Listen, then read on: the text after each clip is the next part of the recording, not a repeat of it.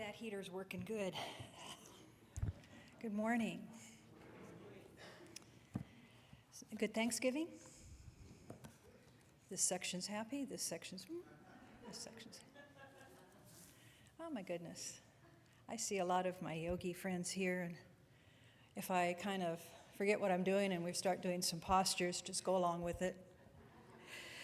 So, well, I had a good holiday, and interesting to be preparing through the week for this talk. Transference is the title of the talk, and so I brought Wikipedia's definition of that, so we're all on the same page with it. So let me share this wisdom with you here.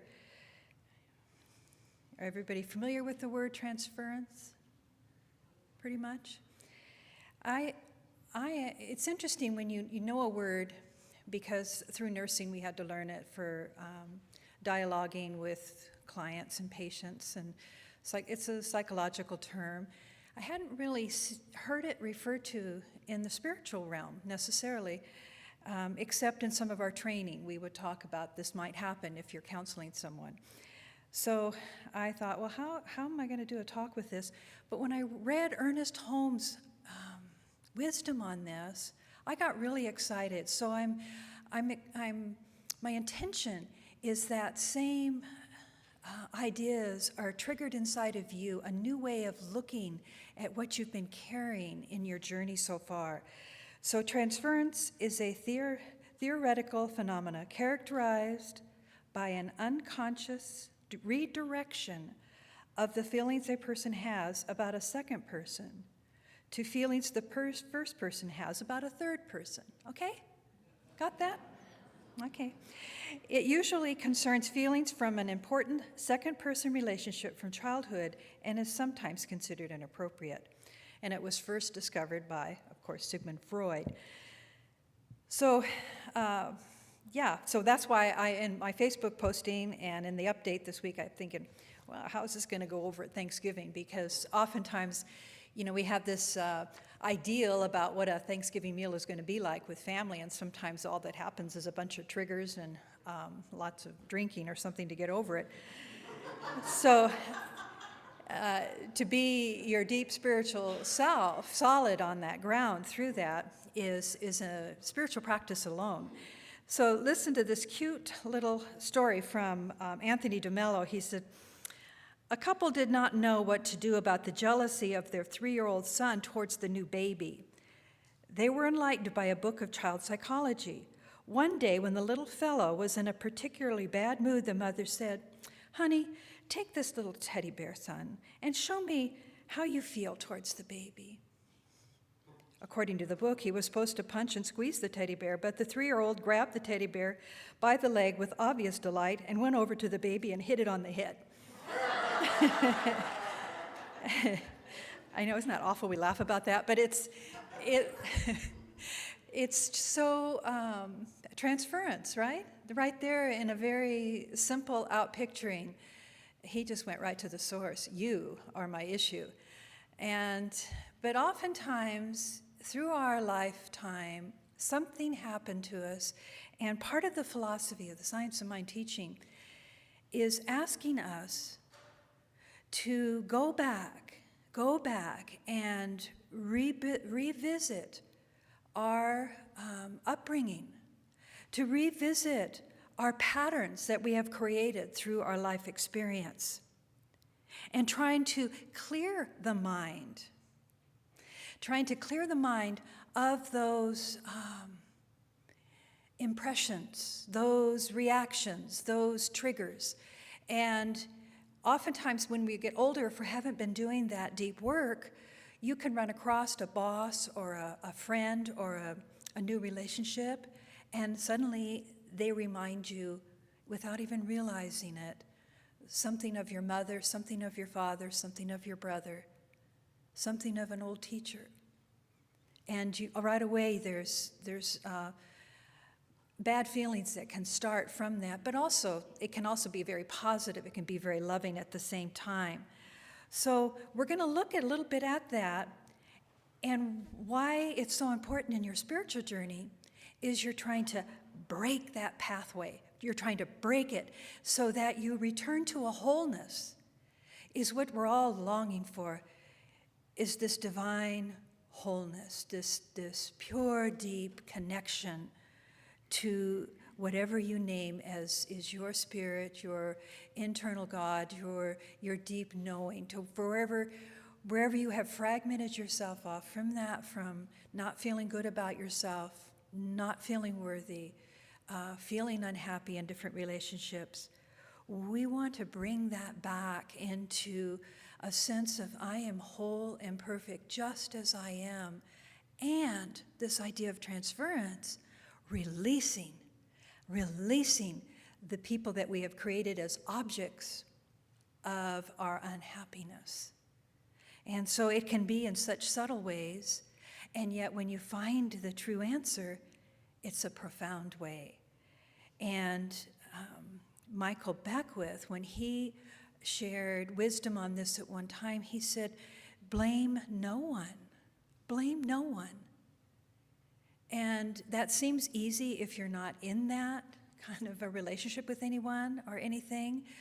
But when the issues are really high and your emotions are high, the blame, you can't hardly tolerate it, so it goes out to your world, and you end up blaming. But Michael Beckwith, he invites us, he's the minister of the Agape movement, and he says, spend 1 week, try 1 week without blaming. 1 week, and you'll start to transform your life. So that is a challenge that I offer you this week, so we'll see how you are next week. No blame, just to see what comes up. It can be so subtle, so watch for that as we try to break these patterns. And I also ask you, who reminds you of who? Who reminds you of who in your experiences? And are they good, or are they causing you any kind of distress in any way? So this idea of transference, our feelings onto another. It was very sweet when I asked in Facebook posting what people thought about that. One of my friends, Kristen Miller, who's a psychologist in town, she said, transferring love. And I thought about that for a long time, and I thought how wonderful to bring it back, transference, to simply transferring love. Transforming love and transferring love. And I thought, what a beautiful way to tie this message all together. So, as explained in The Science of Mind, Ernest Holmes says, the psychological field of mental and emotional analysis, carrying the person back through the life experiences, and then clearing the passageway of that individual experience, bringing up the feelings of persons, whether good or bad, and then the analyst sometimes in that becomes the substitution or takes place of that person. So that's reframing what Wikipedia said about it. The emotional reactions we become, sometimes there's a dependence upon those reactions in order to make sense of things. And sometimes we can allow these to substitute. Pretty soon we can't even really see the real person before us. We have placed these new feelings before the person, and they're really innocent. So that is it in our relationship world. But there's the other part of this, and this is what Ernest Holmes lit me up on in this, was, are we using our spiritual crutches to block us from our wholeness? Are we transferring our spiritual understanding, our maybe sometimes slothful ways of following through with our spiritual practices, by just stopping at the scripture and letting the scripture be the end all? And we just allow ourselves just to stop there? And then it brought up all of the ideas of in the Bible where it says, put no gods before me. What are we putting before our God? Before our truth? Before our way? What are we putting before that? And that's a question only your heart can answer. What is there that you are? Is it a chosen scripture? a chosen path? Have I been a yogi all my life and then I'm not going further than that? Have you been a Buddhist all your life and you're staying confined within the principles, the precepts? Not bad, but is there more? This is the encouragement to ask you to see, well, what is before me? And certainly many scriptures, many chosen paths, many ways, like for instance, the path of yoga has many paths within that. It can be the bhakti, the devotional path. It could be the path of jnana, of knowledge. It can be the path of karma, of service. But then, are you allowing service to get in your way? I've got to go serve the people. It's my spiritual path. And so it's a step, and you're close, but are you whole? Do you see that? I don't know if I'm articulating it like I would, the way it hit me, but your chosen practice can sometimes be in the way even of going deeper, of just letting go and simply being. And so as we move through this time together this morning, we're going to do a spiritual practice from Mark Nepo that allows us to get a taste of what that would feel like. Now, we recognize that we can put partners and friends and children and experiences into our life, and we can reflect upon those, and they can be wonderful moments that open our heart. And then we stop there just with this gratitude and open heart. But what's beyond that? What's the divine light, the divine calling, the divine longing after that? And I get really excited. What is that? What is that we all yearn for and long for? What is this wholeness of true self?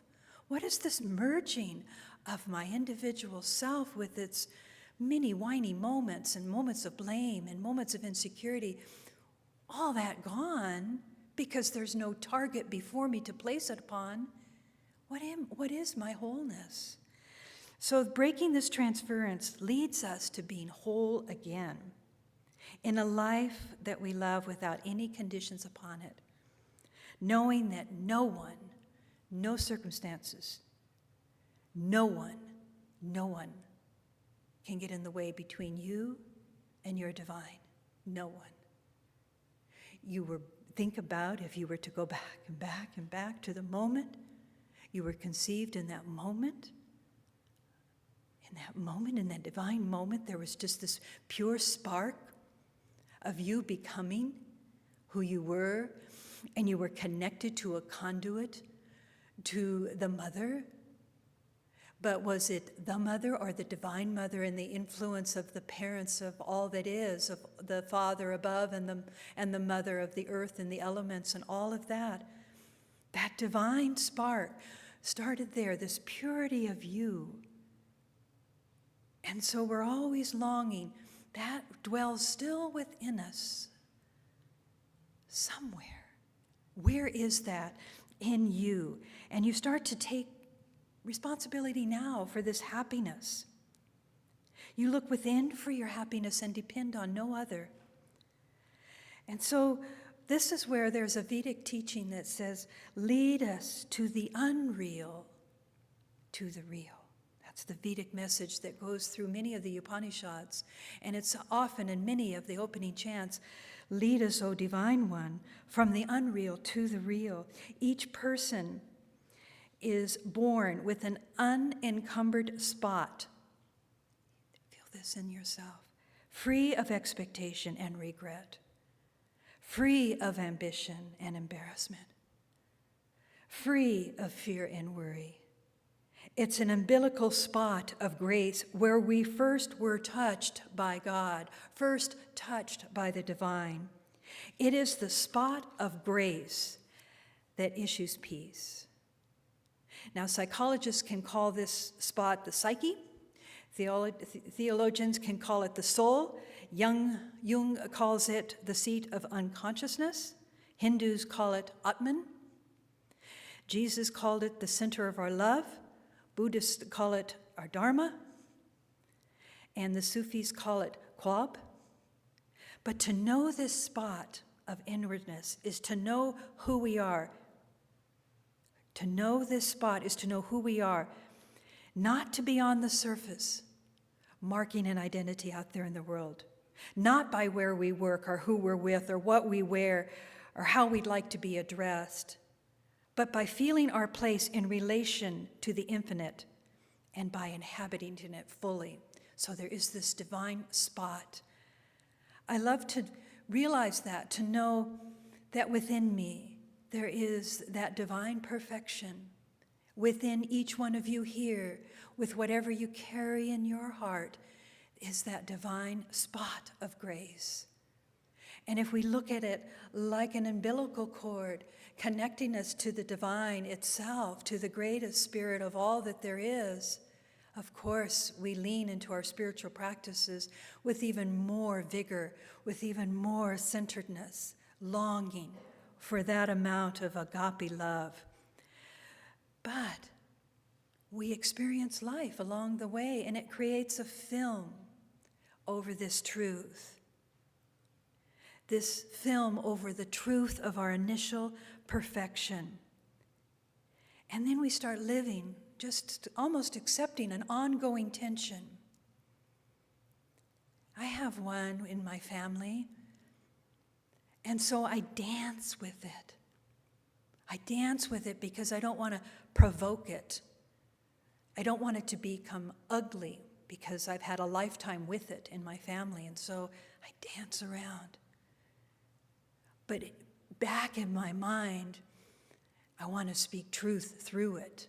So I am in one way because I just allow love to be settled there and not try to change this person, but just to be a listening tool. And then the whole time in my heart, know that love prevails in that relationship. So this film, this ongoing tension, blocking some of our true nature. But this grace that I speak of is uncorruptible. Now, this wisdom comes not from, I don't have the reference of where I got all this. I was just like, I love that, I love that, I love that.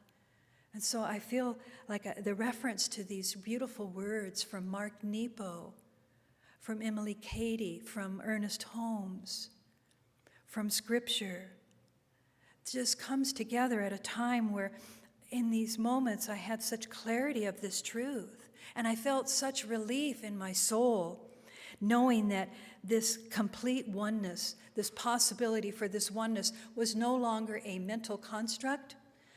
It's for each one of you here. It is your gift of the holidays to take this sense of, I've got this grace. This grace dwells within me as me. This veil that I have attached myself to a story, to an incident, to a person, to a guru, to a trauma. No more. Yes, that event occurred. Yes, it was probably horrific or wonderful.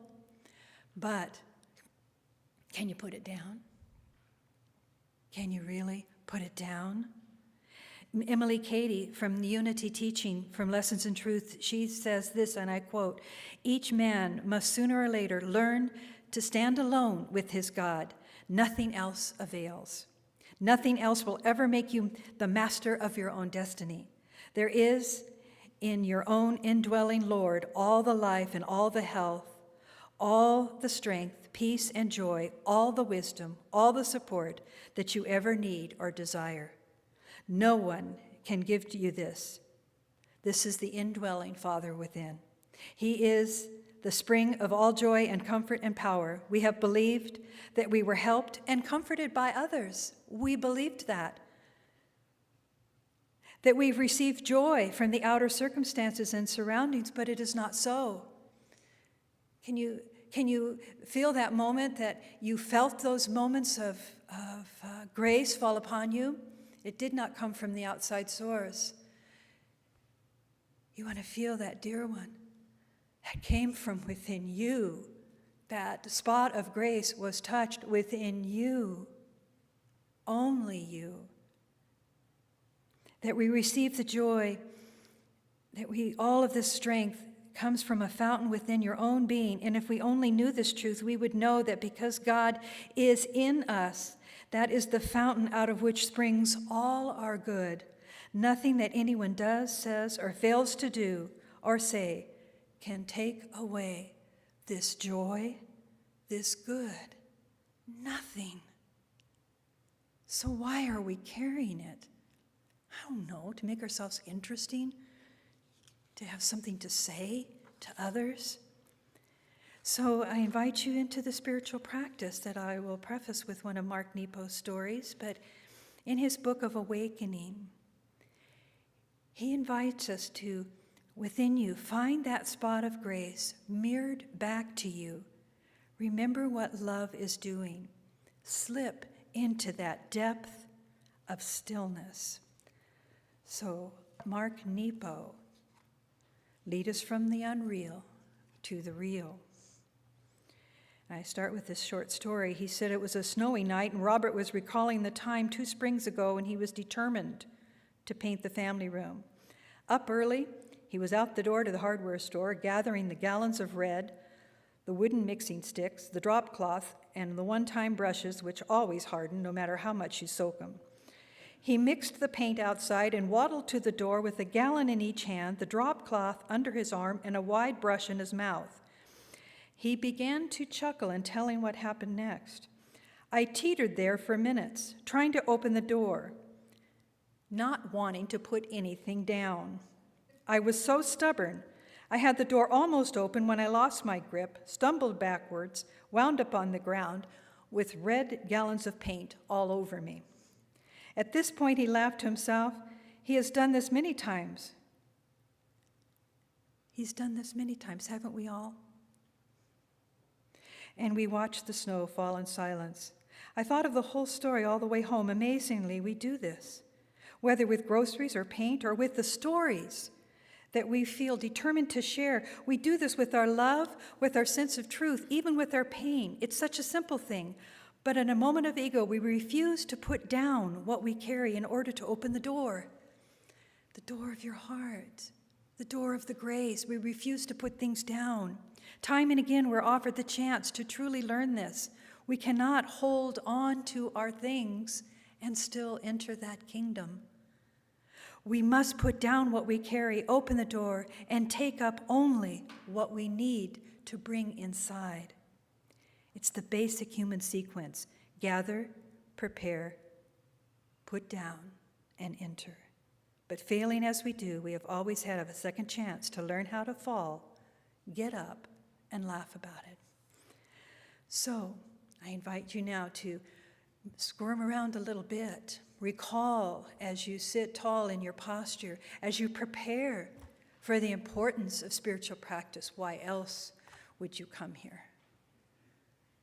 Why else would you be here other than to impress upon yourself the importance of stillness, to close your eyes, and to be the conduit of that divine grace? Meditate as you sit there, perhaps on some trouble that is crossing your life, whether it's at work or home or relationship. What is the veil? What comes up for you? And there's no mistake on what comes up for you. There's no mistake. It's before you. It's in you. It's as you. It is simply the veil. It is in this present moment that you draw witness to that, and as you posture yourself and go deeper into the divine way, the breath shifts, and you begin to feel the steady breath as you look to yourself to see if you're carrying too much now to open the door. How heavy has this burden been, and is it really necessary?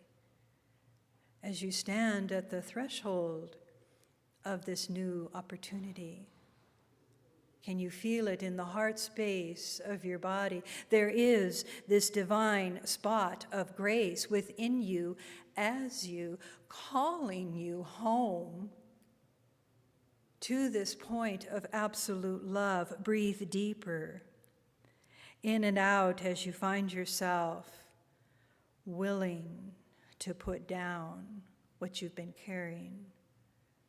It is done. It is over. It has no room in this holy temple of this divine body, this divine mind, this divine soul. It was a moment in time. As we go back into the channels of our loving experience, we breathe freely. We put it down, and we open the door. Now breathe that in, opening the door, the divine door of your heart. And there we join. As we seal this moment by prayer. In prayer, we speak to the divine. In silence, we listen to the divine. So as we sit, deeply connected to love itself, no more, no less, it's all. And it's so pristine, so pure, so bright, that we just fall into it. There's nothing before us or behind us. We stand alone in this divine moment of grace. And in the further recesses of our mind, we give thanks for all the experiences and the people that ushered us forward, whether their ways were skillful or unskillful. We let it go because we have arrived at this moment, on this day, in this chair, on this holy day, in this holy space. We have arrived with the doors of our heart open, and grace flows effortlessly. And as we look around inside of our being, we recognize we are whole and complete. And there's almost a moment of wanting to weep with joy, for we have arrived. Hand in hand and heart to heart, we've arrived at this glorious moment. And we breathe it in, and we give thanks. Stay silent, please, because we know that this is so.